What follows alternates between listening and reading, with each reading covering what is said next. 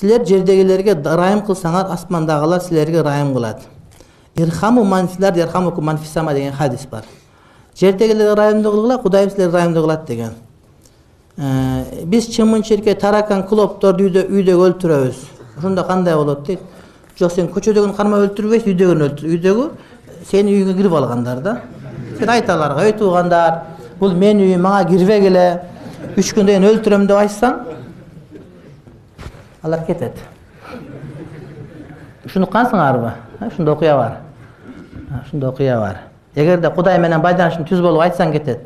Анан кетпес, анда өлтүрсөң боло берет. Азыр муну угуп алып та чубага жомок айтып атат. Жомок эмес, бул сахабалардын окуялары болгон ушундай. Bir сахабалар bir Африкага bir жерге барып, ошол жерге bir мечит курайлы деп ушундай десе, токой экен.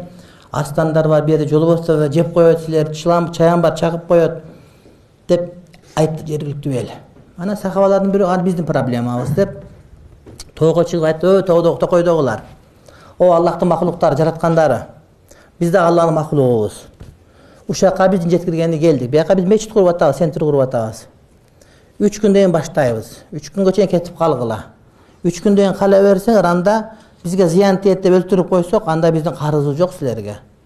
Деп келип 3 күн жатып, анан кийин 3 күндөн кийин барып курса, 3 күн ичинде баласын эчип кеткан жылан, алып кетип аткан өрдөк, башка баары чыгып кетти дейт да. Эгерде бир адам Кудай менен байланыш болсо, анда калгандардын баары анча эле Кудай менен байланышы бар да. Алар сөздү уга турматтуу бир тууганым. Ушинтип айтсаң бар, бул сахабалардын убагында болгон маселе, тарыхта бар.